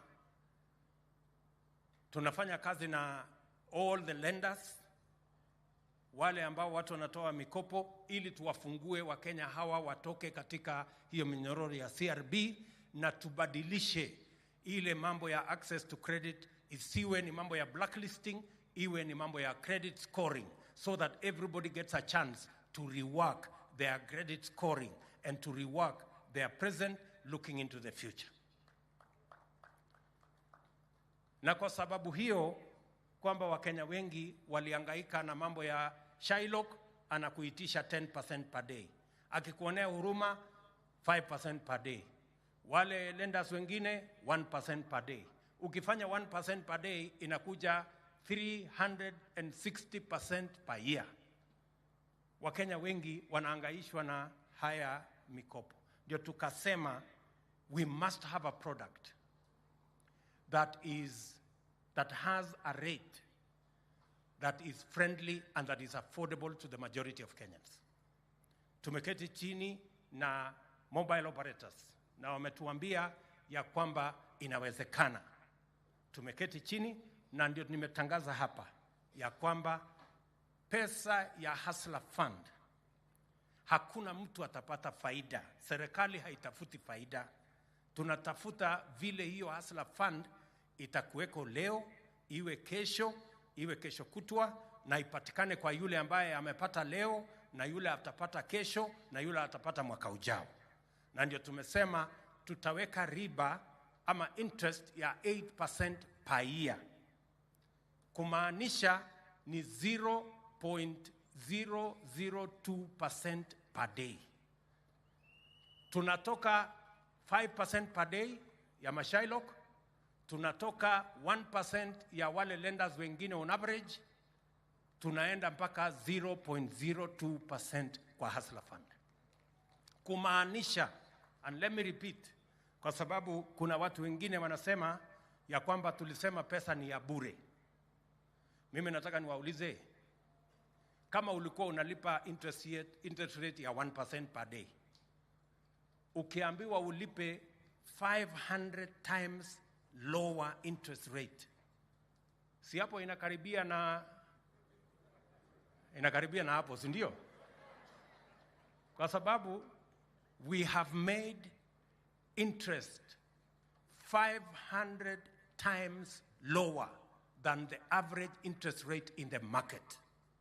And that interest is going to serve only two purposes: to make sure that we can run the fund and to make sure that the fund is available and is growing tomorrow to benefit the next person. That is the only cushion we have put in this rate. So, issue number 2 about Hustler Fund, it has the lowest ever interest rate in the Republic of Kenya in any system. Number 3, tumekubaliana vile vile ya kwamba hii mahasla wengi wakienda kutafuta pesa wanauliza maswali. Baba yako ni nani? Unajulikana na nani? Unajuana na chief? Wapi logbook? Wapi title deed? Wapi guarantee? Wewe kuna mtu anaweza kukuandikia. Tukasema hii Hustler Fund itakuwa tofauti na zile fund zingine, kama ile ya Youth Enterprise, ile ingine ya Women Enterprise inahitaji mtu ya kugarantii, inahitaji saa zingine security. Tukasema hii ya Hustler Fund hakuna committee. Poleni wabunge, najua mlikuwa mnajipanga kuwa na committee ya kuendesha Hustler Fund. Tafadhali hakutakuwa na committee, tafadhali. Kuna wengine walikuwa wanajipanga mahali fulani, wanasema sisi ndio tutakuwa committee ile ya Hustler Fund. Tafadhali hakuna committee. Hii Hustler Fund haina bureaucracy. Nilikuwa nasikia watu wengine wanasema, mbona hii fund haina secretariat? Hakuna secretariat kwa Hustler Fund, hakuna committee. Tumekubaliana technology ndio committee yetu. Wewe na simu yako, hapo ndio committee itakuwa. Na vile na rekodi yako ya vile unakopa na kulipa. That is the committee. Your phone, yourself, and your record. That is the committee you need to borrow, pay, grow yourself in the Hustler Fund. Tumekubaliana? That is item number 3. There are no bureaucratic hurdles towards access. Jambo la 3 ama la 4, tumekubaliana ya kwamba as a country we have the lowest saving rate anywhere. Our savings as a percentage of GDP is between 10 and 11 and 12. Progressive countries like ours in other jurisdictions are in the region of 25, 30, 40%. China, for example, is at 55% savings as a percentage of their GDP. For us to grow our culture of savings, we must bring the culture of savings into business, so that as you do business, you are saving for tomorrow and the day to come. Kwa Hustler Fund, ukifanya biashara, 5% inaenda kwa savings yako. Na ni pesa yako, sio pesa ya mtu mwingine. Tunakusaidia, tunakuwekea, pale mbele utakutana nayo. Na hiyo pesa, 5%, vile nimesema, ukiweka pesa yako, sisi kama serikali, tunakusaidia kuweka pesa yetu na pesa yako, na hiyo pesa yote itakuwa yako. That's what we have said. I made a commitment that we are going to match. For those who are employed, their employers match their savings. For those who are not employed, the hustlers borrowing on the Hustler Fund, the government of Kenya is going to match your savings the same way employers match for their employees. We will consider the government of Kenya as your employer, and that is why we are going to match your savings 2 shillings for 1 shilling for every 2 shillings. And I have said to the maximum of 6,000 per year, if you save, we are going to give you 3,000 per year, so that we can build the culture of savings. And the mathematics that I have been shown is that if all goes well, and even if we have only 5 million people in the platform, we will save at least 30 billion shillings every year from those borrowing on the Hustler platform. This is the reason why, going into the future, we must all understand that the only way we can invest in Kenya is that we must have savings, because that's the only way we can invest in a responsible manner. Tunakubaliana jameni? Jambo la 5, tumekubaliana ya kwamba apart from matching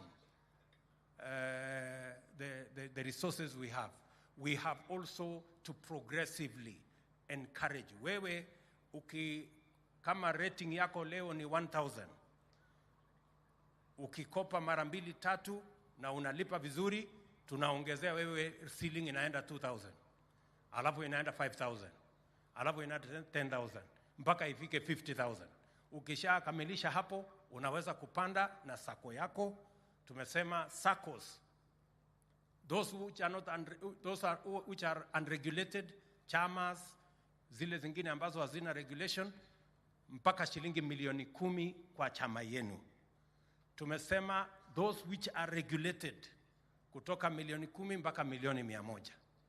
Wewe ambaye unaendesha biashara yako kama SME, ukisha grow through the ranks ama ukiwa pale tayari, product yetu ya 4 itakuwa ni pesa ya SME kutoka shilingi 100,000 mpaka shilingi milioni 50 kwa mtu mmoja ambaye anakopa. Vile vile tumekubaliana ya kwamba Tuesday ambayo inakuja tunapitisha kwa cabinet startup fund, startup bill tunapitisha kwa cabinet, so that we can begin to attract and to provide and to de-risk startups, especially those which are on the digital platform. We can work with them, and we will make sure that startups, and I can see many people are clapping here because they are in that category, startups will have a chance to be funded, because today we have many ideas, we have many interventions, we have many apps that don't go very far because there is no startup capital. We're going to make sure that we have a startup capital, and I am happy we have members of parliament here. They will help us so that next week, when we pass it in cabinet, it will go to parliament, so that we can be able to take our investment and our opportunities to the next level. I also want to thank our members of parliament, because they did their job in making sure that the Hustler regulations, Hustler Fund regulations, were approved in record time. To thank also the Central Bank of Kenya for the necessary approvals, so that we can all deliver on this very, very important project. As I say that, mama huyu Susan ameniambia amesomesha, hustle yake imemsaidia kusomesha watoto wake, lakini wote wako nyumbani kwa sababu hakuna ajira. Na ndio sababu vile vile, mbali na kupanga mambo ya biashara, vile vile tumesema tutaweka mipango yetu kwa mambo ya housing, kwa mambo ya agro processing na value addition, na ndio sababu tuko na mpango ya Dongo Kundu, tuko na mpango ya Naivasha pale kwa industrial city, tuko na mpango ya special economic zones katika taifa letu la Kenya, na vile vile tuna invest kwa mambo ya kilimo, kwa sababu nia yetu, apart from growing our businesses, we must also create opportunities for the young people of our country to have jobs, so that we can move together as a nation. Nataka muelewe ya kwamba tunapanga haya mambo yote kwa manufaa ya wananchi wa taifa letu la Kenya. Mwisho kabisa, mimi nataka niwashukuru Wakenya wote kwa ile support mnatupatia, kwa maombi mnatuombea. Na mimi nataka niwaulize wale wote, sisi tuliopiga kura pande zote, tujue ya kwamba haya mipango yote ni mipango ambayo itafaidi Wakenya wote, bila ya kujali nani alipiga kura mahali gani. Sisi wote sasa ni Wakenya, mandugu wa taifa moja, na tunataka tutembee pamoja hivyo. Sijui kama tunaelewana. Na mimi nashukuru, hata wakati nilifuatilia mjadala kule bunge, hata wabunge wa upinzani walikubaliana na sisi ya kwamba Hustler Fund ni fund ya muhimu ambayo itaweza kuwasaidia Wakenya tukienda mbele. The bipartisan approach to important national issues is a very welcome development. It demonstrates the maturity of our democracy, and we must build on it so that we can eliminate any hurdles to our progress as a nation that are negative and do not benefit the people of our great nation. So tushirikiane namna hiyo. Hapa Nairobi tumekubaliana na huyu governor wenu. Mulisikia mama Susan akisema ya kwamba ananyeshewa mahali anafanya biashara, mvua inamkaranga nini. Tumekubaliana na governor ya kwamba Nairobi hii tutajenga soko zingine 20 Nairobi County, ili tuwasaidie hawa wafanyabiashara waweze kuwa na mahali pazuri pa kufanya biashara, mahali kuna heshima, mahali kuna mazingira yenye iko na afya, na mahali kila mtu anaweza kuendesha biashara yake kwa njia mzuri. Tumekubaliana vile vile ya kwamba tuondoe madharau katika taifa letu la Kenya. Kazi ni kazi. Hata kama kazi ya jamaa ni kidogo, huyo pia tumheshimu na tumpangie vile hiyo biashara yake inaweza kufanyika kwenye mazingira ambayo iko na heshima. That we are going to do together. Na vile vile niseme ya kwamba tumekubaliana na Deputy President ya kwamba this Friday tuna launch ama tuna gazette Nairobi Rivers Commission, tuweze kusafisha mito yetu ya Nairobi na kuzibadilisha iwe economic hubs of the city, not the back na kule mahali kuna uchafu. Tutapanga hiyo mambo yote, mambo ya city ya Nairobi tutapangana na nyinyi, lakini ule jamaa alisema ana exaggerate, so tuta exaggerate hiyo mambo ya maendeleo ndio iende haraka haraka ule muungwana alivyosema huko. So nawashukuru sana kwa kunisikiza, na sasa mimi najua wakati mimi naendelea kuongea wengine wanasema maze hii tuko kwa tunataka hii pesa itatoka saa ngapi? So nafikiri tuko pamoja na watu wengi wako on the ready. So asanteni sana na watakia baraka ya Mungu na tutaonana tena. Thank you very much. God bless you. Asante sana. Bosi, kabla uondoke tafadhali kwa heshima nilie tusaidie hapa tu unveil na usonge tu hapa kidogo tafadhali, Your Excellency. So we are going to unveil. Mtu anisaidie na tenje ya boss tafadhali. Simu ya boss ndio tuone for the first time Hustler 1. Very nice. There you go. Mtu wa kamera tafadhali, watu wa media. But before we do this, maybe it's important we just play a video so that those who don't know how to do the process, they can watch. We watch together, and then after that, Your Excellency, you can be the first one to borrow. So kindly, if you have the video ready, kindly. Hustler Fund ni mradi wa serikali unaowezesha watu binafsi na wafanyabiashara wadogo kupata mikopo ya bei nafuu na kuweka akiba kupitia simu. Kupitia mradi huu, unaweza kupata mikopo kwa urahisi uweze kutimiza mahitaji yako na ya biashara yako. Mkopo wa Hustler Fund utaupata moja kwa moja kwa simu yako ya aina yoyote popote ulipo, bila kujaza fomu au kutozwa dhamana. Unaweza kupata kiwango chochote cha pesa kutoka shilingi 500 hadi shilingi 50,000 kwa malipo nafuu ya 8% kwa mwaka. Unaweza kuulipa mkopo kidogo kidogo au mara moja kwa urahisi, na ukilipa haraka unaongezwa kikomo chako cha mkopo. Kila unapopata mkopo, 5% ya pesa zitawekwa kwenye akiba kwa akaunti yako, kukuwezesha kuwa na pesa zitakazokufaa wakati wowote. Kujisajili kwa Hustler Fund, piga *254# kubali masharti ili uweze kupata mikopo na kuweka akiba kwa mtandao wowote. Hustler Fund, jiinue, jiendeleze. Asante sana. Tafadhali naomba mketi ndio kamera ziweze kutuona. Thank you so much, Your Excellency. So we are going to do the process here with you. Utaeka *254#. Tafadhali, before you do it, cameras tafadhali, ndio watu wa nyumbani pia waone. Kamera tafadhali njoo, usiogope bosi, kama ufanye tuonekane kwa TV. So *544#. 254#, yes. Then send. There you go.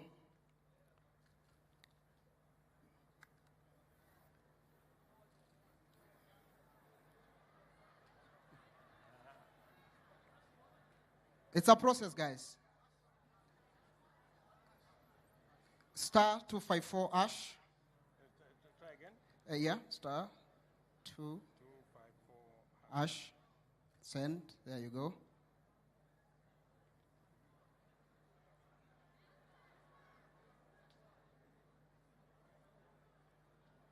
It's a process, guys. It's loading.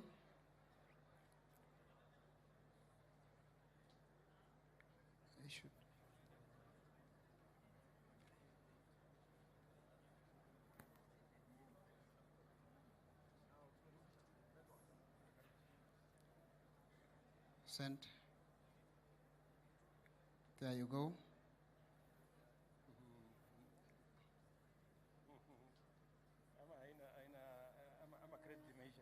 Ni kama tumepatia boss simu. Uko sure ni simu ya boss? Naweza kuwa ina Airtime. Mmenipea simu hapa ya kuchoma.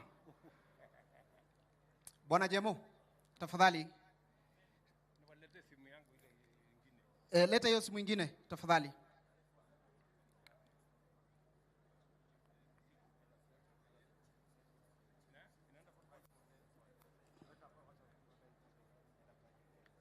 Unaweka flight mode. Shida, unajua your excellency, everywhere you go sometimes network inaletanga shida. Eka flight mode alafu utoe your excellency. Network ilikuwa wamenyonga, sasa inatusumbua. Tafadhali wanyongi wa internet, mtulie kidogo. Watu wako na gari ya kuzima, naomba tuzimue. Very nice. Dear customer, please try again after 30 minutes. Don't worry, it's a process like that. I think as the hustler is trying also, you can try it in your phone. Yeah? It's a process, guys. Hata wewe ukikopa, there you go. Welcome to us, register. Number one. Send. By accepting the terms and conditions, accept. Send. And I'm Pesa PIN.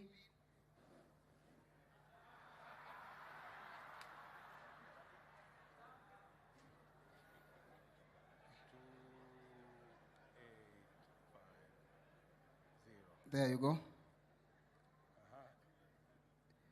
Your registration request has been received. Please wait for confirmation message with the amount you qualify for within 2 hours.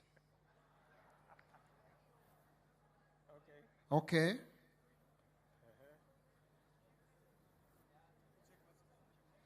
Check message. There you go. Akona message. You have entered the wrong pin. Ni kama nimekupea pin yangu mdosi.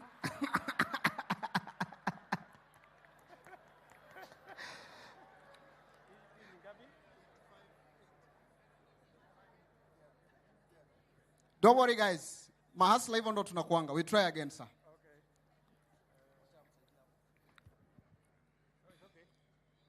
So, hash 254 hash. Hash. No.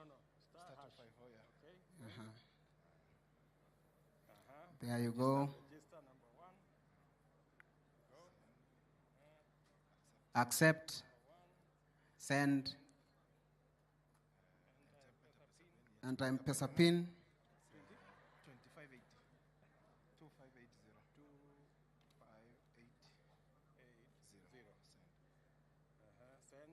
2580. Ya Bwana Musalia Mudavadi tayari imego through. So there's a message? There's a message, yeah? Okay. There you go. Dear customer, your loan limit is 2,800. No, 2,200. Yes, 2,200. Mine is slightly bigger. To request for loan, dial So your excellency, basically najua hapa ndio wanakuambia unaweza kopa tu 2,200.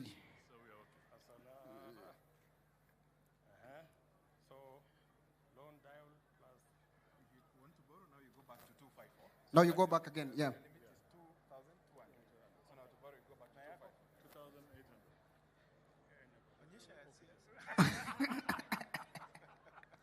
So now Haichi is going to try and borrow it again.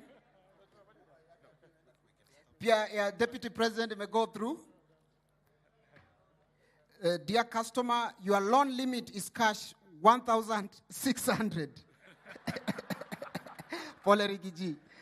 Ya waziri Musalia ni mimi ninakuambia.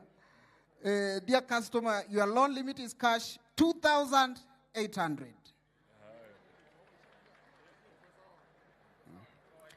You can borrow now. You follow the process again. Now you start 254. Good.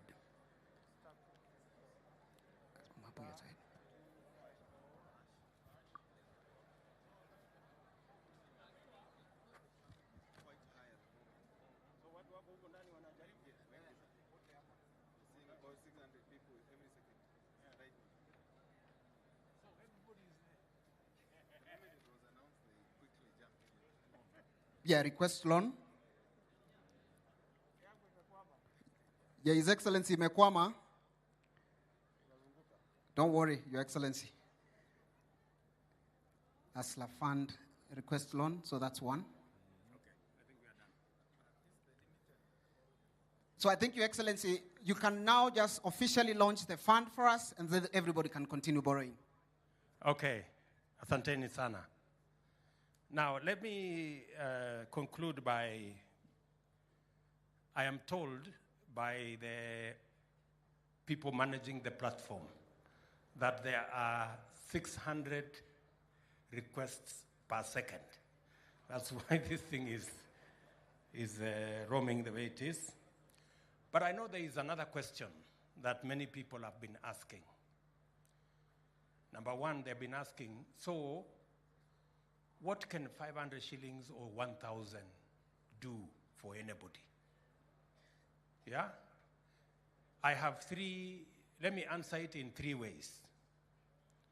Number one, let me tell the skeptics that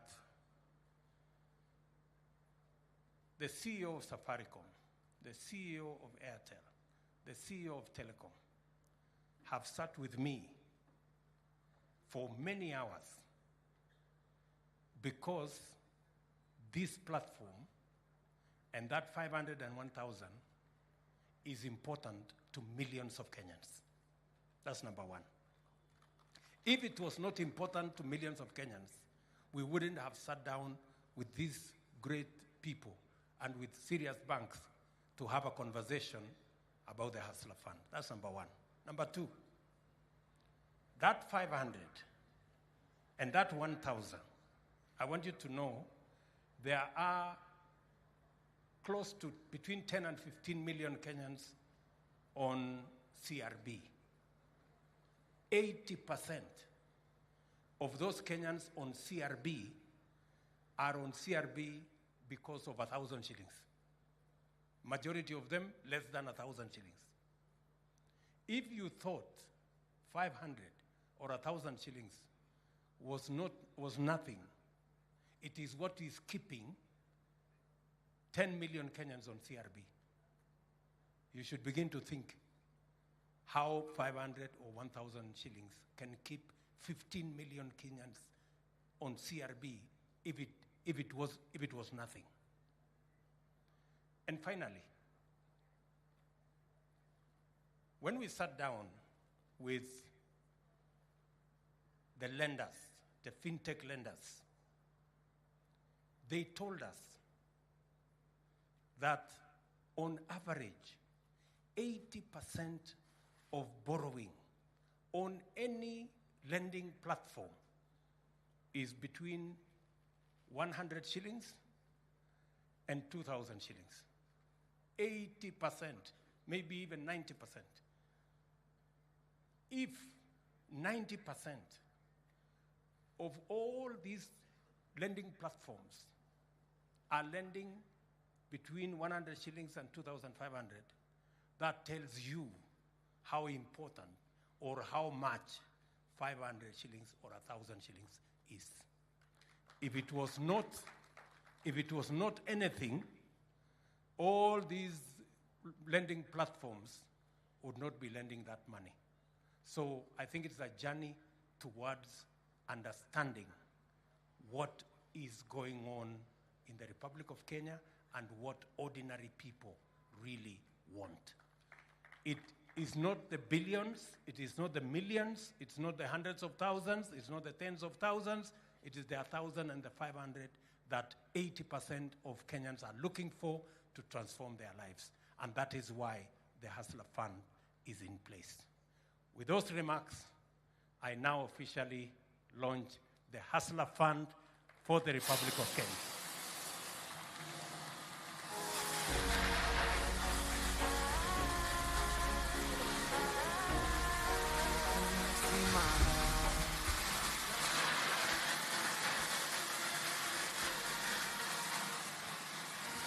Come on, guys. Wapi shangwe vigelegele za the launch of Hustler Fund, ladies and gentlemen. Kindly, let me ask all our CEOs to join His Excellency on